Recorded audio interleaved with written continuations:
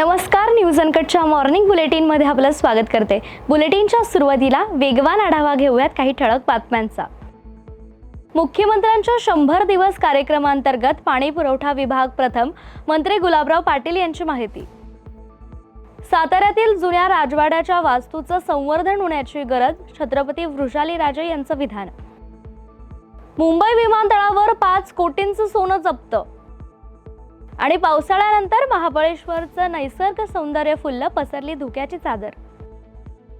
नमस्कार, मी साक्षी पांचाळ, आपण पाहतायत news uncut. Headlines नंतर आता पाहूयात बातम्या विस्ताराने। मुख्यमंत्र्यांच्या 100 दिवस कार्यक्रमांतर्गत पाणी पुरवठा विभाग प्रथम आल्याची माहिती पाणी पुरवठा मंत्री गुलाबराव पाटील यांनी दिली आहे। पाणी पुरवठा नाशिक विभागामध्ये जळगाव नगरपालिका देखील पहिली आल्याची माहिती देत मंत्री पाटील यांनी माध्यमांशी विविध विषयांवर संवाद साधलाय। पाहूयात। काय सांगाल, 100 दिवस कृती कार्यक्रमामध्ये आपलं पाणी पुरवठा खातं हे राज्यात प्रथम आलेलं आहे। हे बघा, ही जी तपासणी आहे वरतून या ठिकाणी करण्यात आली। विभागामध्ये आपली नगर परिषदसुद्धा नाशिक विभागामध्ये पहिली आलेली आहे। प्रशासन आणि शासन म्हणजे अधिकारी आणि लोकप्रतिनिधी यांच्या माध्यमातून जी केलेली कामं आहे आणि त्याच्यामध्ये निवड करण्याकरता त्यांनी एक रेशो जो लावला होता, त्या रेशोमध्ये आपण पात्र झालो आणि आपल्याला हे बक्षीस या ठिकाणी मिळालेलं आहे। हो, गिरीश माझ्या नावाच्या खात्याला मात्र एकही गुण मिळालेला नाही असं म्हणता येणार नाही। त्यांनी आता आपण पाहिलं असेल की मेगा रिचार्ज नावाचा जो प्रकल्प जळगाव जिल्ह्याला संजीवनी देणारा प्रकल्प आहे, त्याचं MOU केलेलं आहे। त्यामुळे थोडं कमी अधिक काम होत असतं, पण याचा अर्थ असा नाही आहे। त्यांनी बरेच प्रकल्प, आता शेळगाव बॅरेज असेल, वाघूर असेल, याच्याकरताही त्यांनी मागच्या काळामध्ये काम केलेलं आहे। आज नाही तर उद्या त्या आणखी प्रयत्न करून आपलं खातं पुढे आणण्याचा प्रयत्न करतील। छत्रपती प्रतापसिंग महाराज यांच्या राज्याभिषेक दिनानिमित्त साताऱ्यातील जुन्या राजवाड्यात विविध कार्यक्रमाचं आयोजन करण्यात आलं होतं।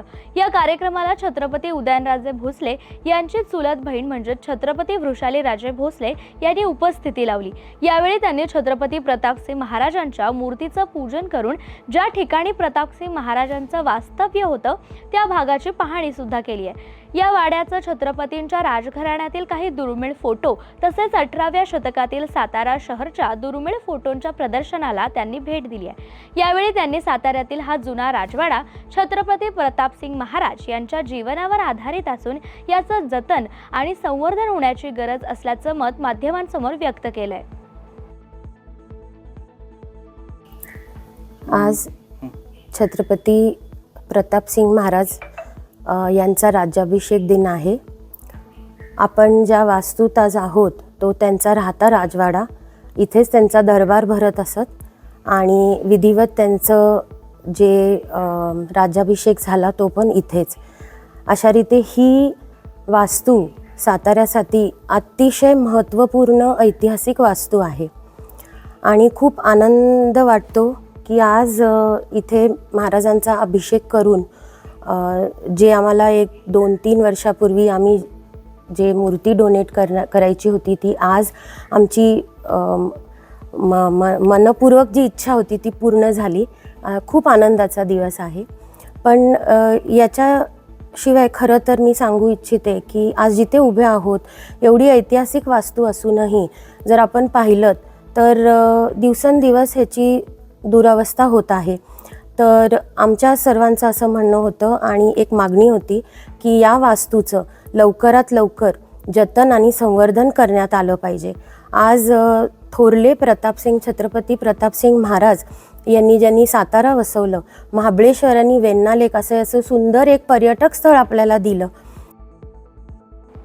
झोपडपट्टी पुनर्वसनासाठी पुण्यातील पौड रस्त्यावरील भीमनगरच्या रहिवाशांचे घर सोडवण्यासाठी झोपडपट्टी पुनर्वसन प्राधिकरणाने नोटीस पाठवली आहे।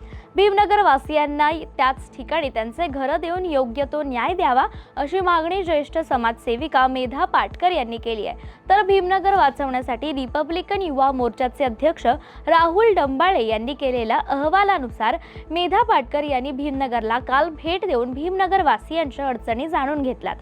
न्यायासाठी त्यांनी सुरू केलेल्या या आंदोलनाला पाटकर यांनी पाठिंबा व्यक्त करताना पुनर्वसनासाठी नेमलेल्या भक्ती एंटरप्राइजेस या संस्थेला भीमनगर वासियांना आहे याच जागेवर चांगली घरं देण्याचं आवाहन केलंय। ही वस्ती डिक्लेअर झाली स्लम म्हणून महाराष्ट्र श्रम ॲक्ट जो आहे 1971चा तो यांना लागू होतोय. तेव्हा यांना आता SRAच्या खाली जे घर द्यायचं आहे ते ह्यांच्या सहमतीने विकासक ज्याला म्हणतात. ते विकासक म्हणजे काय हो? बिल्डर असतात. बिल्डिंग कोण बांधतात हो? आमचे श्रमिक बांधतात. पण जे पैशाचा निवेश करतात त्यांनाच विकासक म्हटलं जातं, बिल्डर म्हटलं जातं. असो, त्यांच्यासाठी त्यांची निवड करणं याची पूर्ण प्रक्रिया SRAची ठरलेली आहे. यामध्ये 70% एखाद्या वस्तीतल्या कुटुंबांची सहमती आवश्यक असते. आता भक्ती एंटरप्राइजेसनी खूप यांना आश्वासनं दिली होती, इथे घर देण्याचं आश्वासन आणि चांगलं घर देण्याचं आणि अंतर 1 किलोमीटर अंतर तेवढ्या आम्हाला 12 किलोमीटर अंतरावर टाकलं. आता टाकलं नाहीये, बिल्डिंग बांधली इथे जा म्हणताय. हाकाली आमची हा मोडलेला घर. बरोबर. आधी त्यांची काही घरं त्यांनी मोडली. त्या त्यांच्या 50 मनानं लोकांना वारजेला टाकलं. आता त्याच्यामधली सुद्धा काही जण परत आली हा ना. आणि जी 35 घरं आहेत त्यातल्या 28 लोकांना तिथूनही सीमा शुल्क विभागाच्या मुंबई CSMI विमानतळ आयुक्तालयातील अधिकाऱ्यांनी 2 स्वतंत्र प्राधिकरणामध्ये एकूण 5.75 किलो सोनं जप्त केलंय. तर अंदाजे किंमत 5,10,00,000 रुपये इतकी आहे. हे सोनं संबंधित व्यक्तींच्या आतील कपड्यांमध्ये आणि जॅकेटच्या खिसामध्ये लपवलेले होते. तर या प्रकरणामध्ये 2 जणांना अटक सुद्धा करण्यात आली आहे. आणि या बातमीसह बुलेटिनमध्ये एक छोटीशी विश्रांती घेऊयात. पाहत रहा न्यूज अनकट. ऐतिहासिक वारसा लाभलेला मराठ मुलूक महाराष्ट्र. या महाराष्ट्राला विविध रंगी छटा आहेत. साहित्य, कला, पर्यटन, नृत्य, भाषा, संत परंपरा अशा विविधतेने तो नटलेला आहे. हीच गौरवशाली विविधता जपत स्वरंग मराठी केवळ महाराष्ट्राच्या सांस्कृतिक संहितेपुरते मर्यादित न राहता समकालीन नवकल्पनांवर आधारित कार्यक्रमांद्वारे मराठी मनोरंजन विश्वात स्वतःची एक अनोखी जागा निर्माण करत आहेत. मराठी मनोरंजन क्षेत्रातील उत्तम दिग्दर्शक, लेखक आणि निर्मात्यांच्या प्रतिभेचा पुरेपूर वापर करून मनोरंजनाचा आगळा वेगळा रंग उधळण्यास आम्ही सज्ज आहोत. स्वरंग मराठीचे उद्दिष्ट मराठी मनोरंजन क्षेत्रामध्ये मनोरंजनाची वहिवाट सोडून, रूढीवादी पद्धती तोडून मनोरंजनाचा समृद्ध अनुभव प्रदान करून देण्याचा आहे. म्हणूनच यात विविध पद्धतीचे मनोरंजक आणि माहितीपूर्ण कार्यक्रम स्वरंग मराठीवर बघता येतील. शेवटी एकच, धकाधकीच्या जीवनात धांगडधिंगा करण्यापेक्षा बसूया, हसूया, गाऊया, जगूया. नाती गोती श्रावण मोती गावामधले जीवंत रंग. नाती गोती श्रावण मोती गावामधले जीवंत रंग. चला जोडूया, चला पाहूया, जशी संस्कृती तसा स्वरंग. विश्रांतीनंतर पुन्हा एकदा स्वागत. पुढची एक महत्त्वाची बातमी पाहूयात. यवतमाळ जिल्हा परिषदेकडून सुरू असलेली केंद्र प्रमुख पदाची पदोन्नती प्रक्रिया ही नियमाबाह्य असल्याचा आरोप शिक्षकांनी केलाय.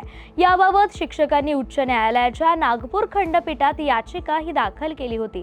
तर यावर सुनावणी करताना न्यायालयाने शिक्षण त्यासोबतच केंद्र प्रमुखाच्या पदोन्नती प्रक्रियेला 25 जून पर्यंतची तात्पुरती स्थगिती दिली आहे. गोंदिया जिल्ह्याच्या देवरी तालुक्यातील पुराडा येथे आमदार संजय पुराम आणि सविता पुराम यांच्या सहकार्याने आदिवासी समाजाच्या सामूहिक विवाह सोहळ्याचं आयोजन करण्यात आलं होतं. तर या विवाह सोहळ्यामध्ये आदिवासी समाजातील 140 वरवधू विवाहबद्ध झाले असून या सर्व वरवधूंना कन्यादान योजनेअंतर्गत आदिवासी विभागाद्वारे तब्बल 25,000 रुपये अनुदान मिळणार आहे. आमदार संजय पुराम यांच्या प्रयत्नाने पार पडलेल्या या सोहळ्याला आदिवासी बांधव मोठ्या संख्येने उपस्थित होते. एका महिन्यातच आपण 140 आदिवासी समाजाचा या ठिकाणी सामूहिक विवाह केला. काय सांगतो? खरं म्हणजे हा जो माझा आदिवासी समाज आहे तो विकासापासून, योजनांपासून आणि शैक्षणिक दृष्टिकोनातून तो कोसो दूर आहे. या समाजाला एकत्र आणणे ही आजच्या घडीला काळाची गरज आहे. मी ज्या जिल्ह्यामध्ये राहतो, गोंदिया जिल्हा, त्या गोंदिया जिल्ह्यामध्ये महाराष्ट्रात जरी आदिवासींचे 47 जाती उपजाती असले तरी गोंदिया जिल्ह्यामध्ये 5 जाती उपजाती आहेत. गोंड, हलबी, प्रधान, कवर, धुरगोंड. या समाजाचे मुलामुलींचे विवाह एकत्र व्हावे हा माझा उद्देश होता. आणि म्हणून माझ्या धर्मपत्नी सौ सविता पुराम यांनी सरपंच, जिल्हा परिषद सदस्य, पंचायत समिती सदस्य, नगरपंचायत सदस्य यांच्याशी संपर्क साधून अनुसूचित जातींमधील सामाजिक आणि शैक्षणिक दृष्ट्या दुर्बल घटकांना न्याय मिळावा यासाठी आरक्षणाचे अ, ब, क, ड असे वर्गीकरण करावे या प्रमुख मागणीसाठी मातंग समाज 20 मेला मुंबईत महाआक्रोश मोर्चा काढणार आहे. या महाआक्रोश मोर्चाला मातंग समाजाने लाखोंच्या संख्येने सहभागी होण्याचं आवाहन केलंय. तर मातंग समाजातील संघटना आणि सर्वपक्षीय नेत्यांकडून पुण्यातील पत्रकार परिषद करण्यात आलंय. आणि या बातमीचा बुलेटिनमध्ये एक छोटीशी विश्रांती. पाहत रहा न्यूज अनकट. महाराष्ट्राला फार पूर्वीपासून अत्यंत गुणी खेळाडूंचा एक समृद्ध वारसा लाभलेला आहे आणि हा वारसा पुढे जपत प्रत्येक नवी पिढी आपल्या देशाला नव्या दमाचे नवे खेळाडू अजूनही देते आहे आणि यापुढेही देत राहील. क्रीडा विश्वातील हेच नाविन्य ओळखत आणि ते जपण्याचं उद्दिष्ट घेऊन सादर करतोय क्रीडेच्या जगतात एका नव्या दृष्टिकोनाने डोकावण्यासाठी एक हक्काचं ठिकाण AJC स्पोर्ट्स. आता तुम्ही म्हणाल कितीतरी आहेत, तुम्ही काय वेगळं देणार? तर आम्ही घेऊन येत आहोत महाराष्ट्राचं पहिलं संपूर्ण मराठी स्पोर्ट्स चॅनल. मराठी प्रेक्षकांसाठी कबड्डी, फुटबॉल, खो खो, मल्लखांब अशा ग्रामीण तसंच शहरी भागात प्रसिद्ध असणाऱ्या यासारख्या अनेक खेळांचं थेट प्रक्षेपण, तज्ज्ञांचं विश्लेषण आणि स्थानिक खेळाडूंच्या प्रेरणादायी कथा इथे पाहायला मिळते. आजपर्यंत आपले खेळ जागतिक स्तरावर पोहोचले नाही, पण आता मात्र ते बदलणार. आम्ही स्थानिक खेळाडूंना मोठ्या संधी देण्याचा संकल्प केला आहे. मराठीमध्ये जगभरातील स्पोर्ट्सचे सर्वोत्कृष्ट कव्हरेज मिळवण्यासाठी AJC स्पोर्ट्सला आजच जॉईन करा. तुम्ही आयोजित करत असलेल्या छोट्या छोट्या स्थानिक, जिल्हास्तरीय किंवा राज्यस्तरीय स्पर्धांना एक ग्रँड लुक देण्याकडे आमचं लक्ष असेल. रोज पहाटे उठून आपल्या खेळाची प्रॅक्टिस करणारे, ऑलिम्पिकसारख्या स्पर्धांमध्ये पदकं मिळवण्याची स्वप्न पाहणारे आणि त्यासाठी भरपूर कष्ट घेणारे असे विविध भागांमधले गुणी खेळाडू हे असतील आमचे हिरो. चला तर मग आपल्या खेळाला आपली ओळख देऊया.